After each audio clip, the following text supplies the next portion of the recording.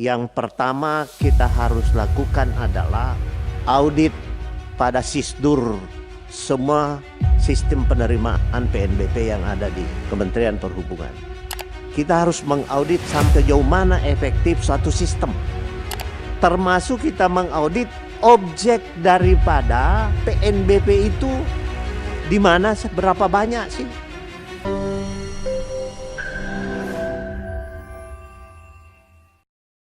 Pak Hamka, silahkan Pak Hamka.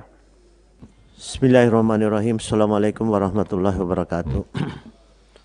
Pimpinan dan seluruh anggota yang saya hormati dan saya banggakan, Pak Dirjen dan seluruh jajarannya. Pertama, judul kita pada hari ini adalah untuk mengevaluasi PNBP kita dari sektor perhubungan darat. Kalau saya memperhatikan apa yang kita capai selama ini, tentu menurut saya yang pertama kita harus lakukan adalah audit pada SISDUR semua sistem penerimaan PNBP yang ada di Kementerian Perhubungan.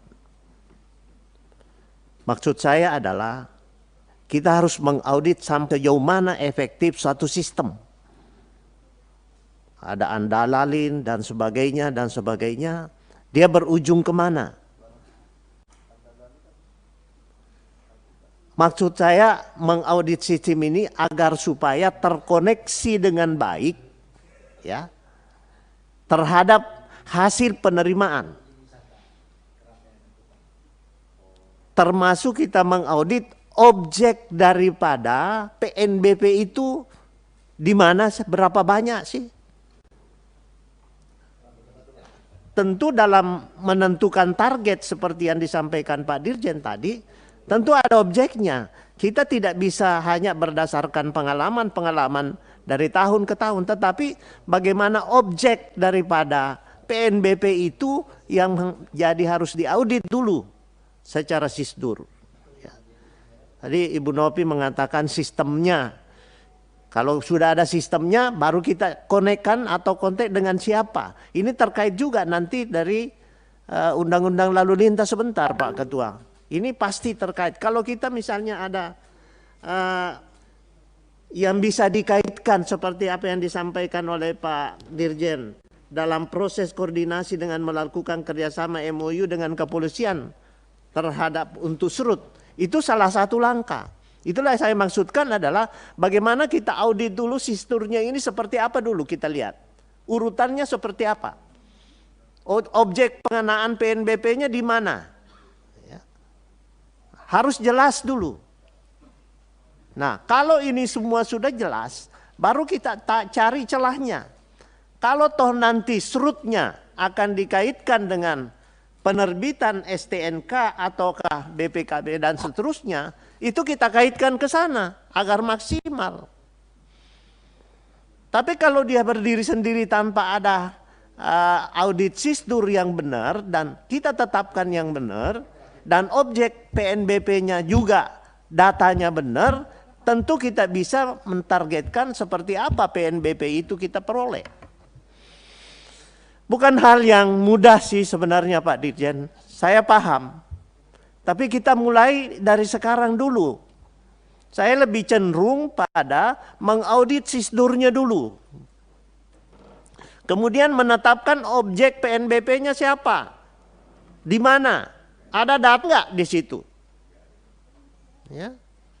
Nah kalau ada data, sisa pelaksanaannya seperti apa? Apakah kita kerjasamakan dengan polisi atau tidak? Itu soal teknis. Ini banyak sekali istilah-istilah ini yang harus kita sinkronkan dengan baik, Pak Dirjen. Saya paham itu.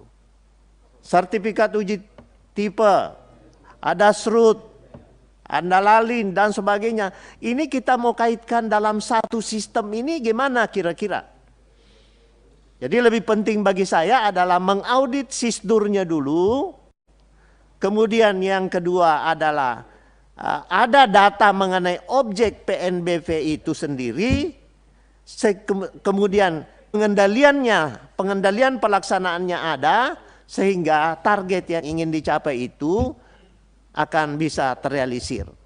Saya hanya khawatir target yang ditetapkan di sini hanya target berdasarkan pengalaman, bukan berdasarkan fakta-fakta yang harus diterima. Kita sendiri masih mengambang, berapa banyak sih surut, mudah-mudahan ada datanya. Nah kalau ada datanya mudahlah kita paksakan harus masuk. Dengan cara bagaimana? Law enforce. Kan begitu Pak. Jadi saya lebih kepada kita diskusi dulu mengenai sisdurnya, audit sisdur yang ditetapkan dulu. Nah, saya senang sekali ada mengkaitkan di sini dalam proses koordinasi melakukan kerjasama MOU dengan kepolisian, itu adalah salah satu cara untuk mengoptimalkan target sasaran kita. Nah, kalau target sasaran kita tercapai, otomatis PNBP-nya akan naik. Nah, saya kira saya tidak terlalu banyak karena saya harus pelajari dulu mekanisme sisdurnya ini, ya, terhadap masing-masing, apakah itu pemberian SRUT dengan SRUT, ya, bagaimana dengan uji kirnya dan sebagainya, adakah kontrol yang mana belum uji kir dan yang sudah uji kir tiap tahun. Ini semua yang harus kita data dulu, baru kita membuat suatu perencanaan yang baik. Saya kira itu saja dulu Pak Ketua, karena saya sangat terbatas dengan informasi mengenai sistem ini.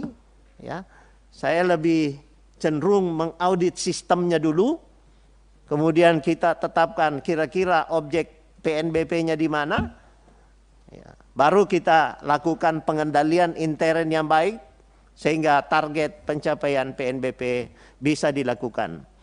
Jujur tentu saya secara pribadi dan tentu seluruh Komisi 5 mengapresiasi penerimaan pajak untuk sementara, dan boleh saya katakan bangga juga Komisi 5 atau Perhubungan lah sebenarnya urutan 3 dalam penerimaan PNBP dalam penyusunan anggaran APBN setiap tahunnya.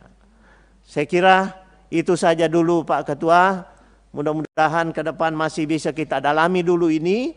Saya lebih cenderung mau mendalami dulu bagaimana mekanismenya, sistem prosedurnya dan seterusnya. Terima kasih. Mohon maaf. Assalamualaikum warahmatullahi wabarakatuh.